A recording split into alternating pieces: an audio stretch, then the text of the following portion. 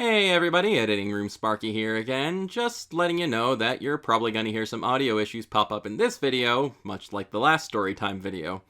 I had a long talk with Clyde and told him the importance of doing his job correctly, and I think I got through to him. Though, honestly, with his expression, it's kind of hard to tell.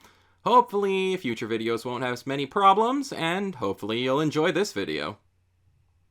Hello everybody, it's me, your good friend Sparky. And this story is like the movie Homeward Bound, except somehow more ridiculous.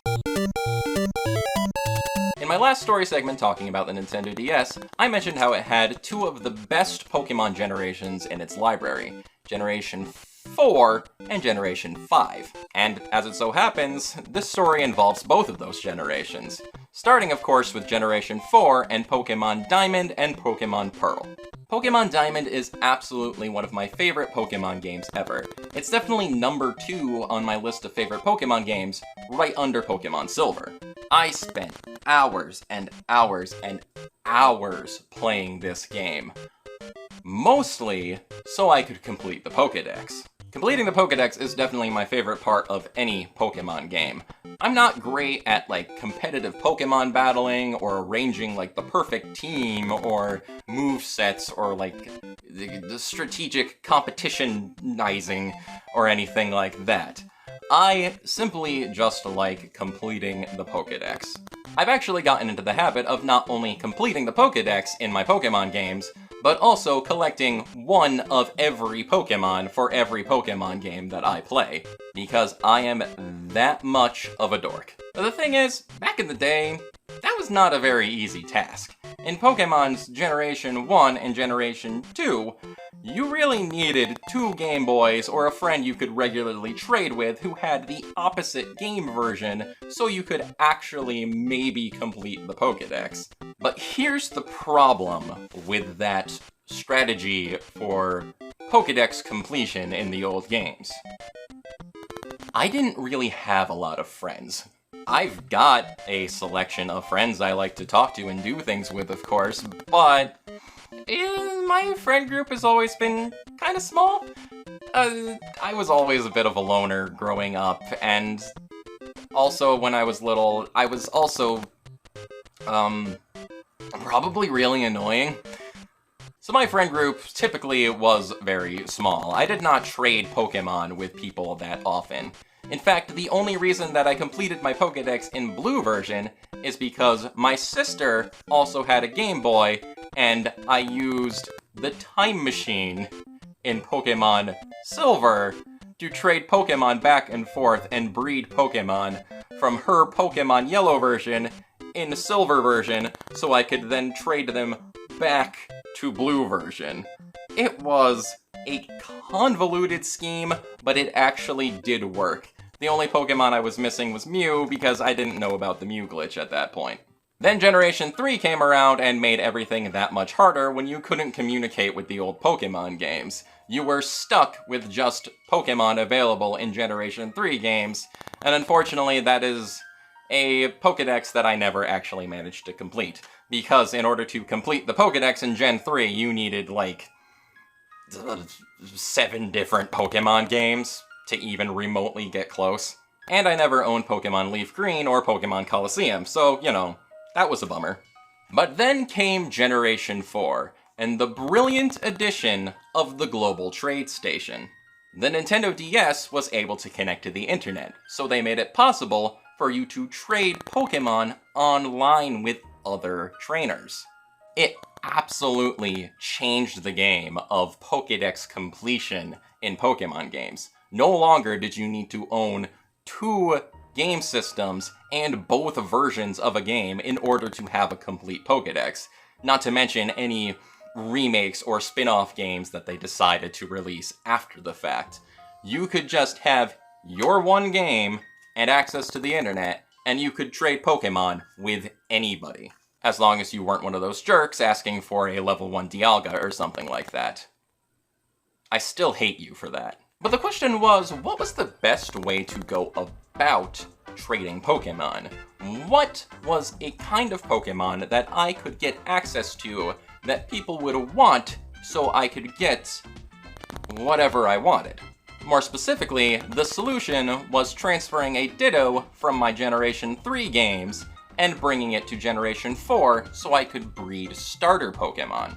In case you're not aware of the deeper mechanics of Pokémon games, Pokémon breeding is when two Pokémon love each other very much, and then an egg mysteriously appears out of nowhere. Seriously, canonically, nobody knows where Pokémon eggs come from. Even though obviously they should come from Pokémon, no one's ever actually seen a Pokémon egg produced. It's the Pokémon Company and Game Freak's way of explaining away naughty stuff. Normally, in order to breed Pokémon, you would need a male and a female Pokémon in the same egg group, meaning that there are specific groups of Pokémon that are compatible with each other in order to produce offspring. Breeding Pokémon has its own share of complexities for transferring certain moves to the child or certain natures, and it's a whole spiel that I won't get into because I typically don't really care anyway. What I do care about is Ditto, because Ditto is a special Pokémon. Ditto is the lover Pokémon. You can breed almost any Pokémon with a Ditto and it will produce an egg. It gives you an egg of the Pokémon that is the non-Ditto half of the equation, including starter Pokémon. You know, Bulbasaur, Squirtle, Charmander, Turtwig, Piplup, Chimchar. The Pokémon that you get at the beginning of the game that are otherwise impossible to obtain. And because of that, it made starter Pokémon very valuable trade targets in Generation 4. Nowadays, with how many different Pokémon games there are lots of ways to obtain the different starter Pokémon. They are no longer the prime trade fodder that they were once upon a time. But back in Generation 4, you could put a Piplup on the global trade station and get pretty much anything that you wanted, including other starter Pokémon and legendaries. Yeah, it's true. Measly little penguins and chimps were worth giant time and space controlling dragons. It seems amazing, but I was there, man. And I took advantage of it like crazy.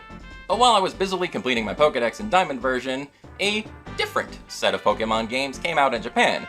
Pokémon Heart Gold and Pokémon Soul Silver, the Generation 2 remakes.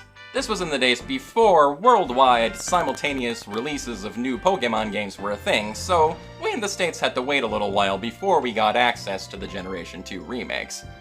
But since they were still available in Japan, that meant you could potentially trade Pokémon with the Johto games over the global trade station. So I got a brilliant idea. Why don't I start breeding Generation 2 starters too? So I got my hands on a Chikorita, a Cyndaquil, and of course, my personal favorite, a Totodile.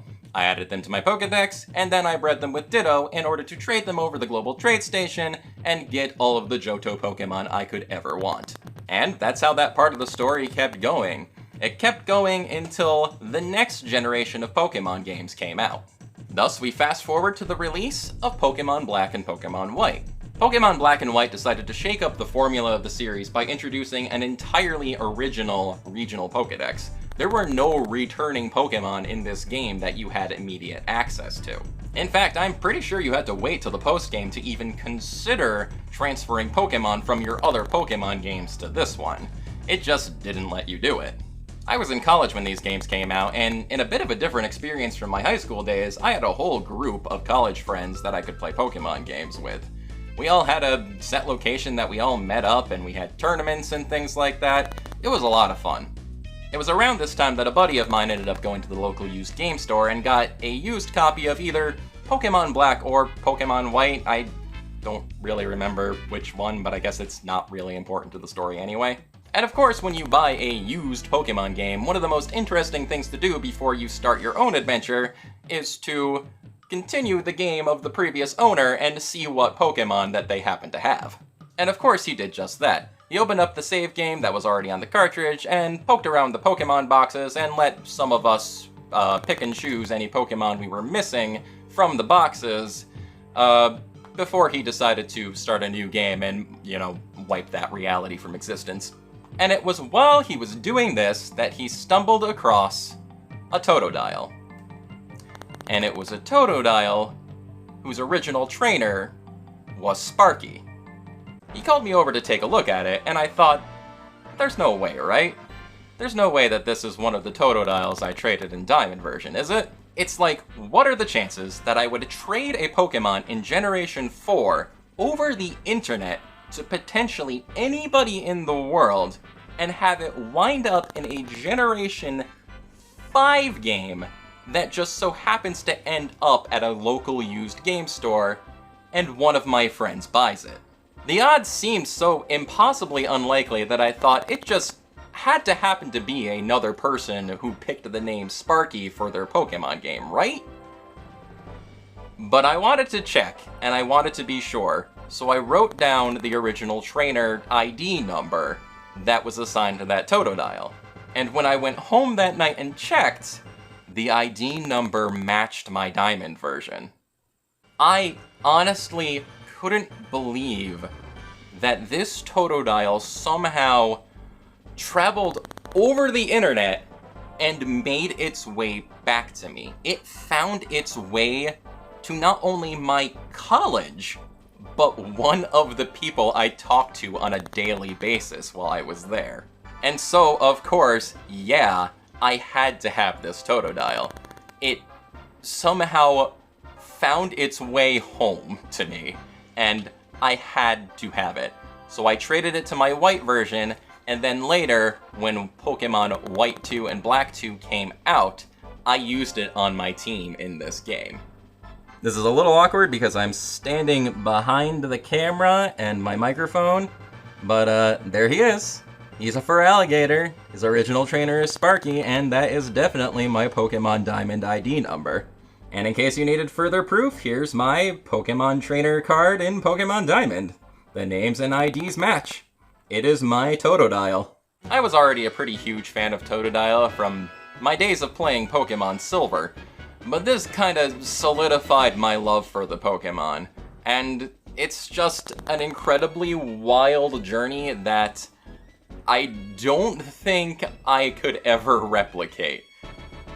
I could try buying hundreds of used Pokemon games and I'd never be able to find my other starter Pokemon that I trade over the internet back in the day. But it does make me wonder, maybe somebody watching this video has some more of my Pokemon.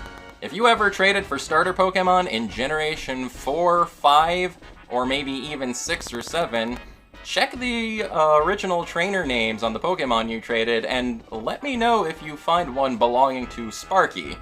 Or if I was playing as a girl in the particular Pokemon game, I would usually pick the name Maria. I would definitely be interested to check the trainer IDs and see where some of my Pokemon potentially ended up. It's still a story that just kind of blows my mind whenever I think of it. I wonder if my buddy who found the Totodile in the first place remembers it. I wonder if he still remembers I have his Politoed. But anyway, that's gonna be it for story time for now, and the crazy coincidence of a Pokemon I traded over the internet finding its way back home to me. Until next time, this is your good friend Sparky signing off. I'll catch you later.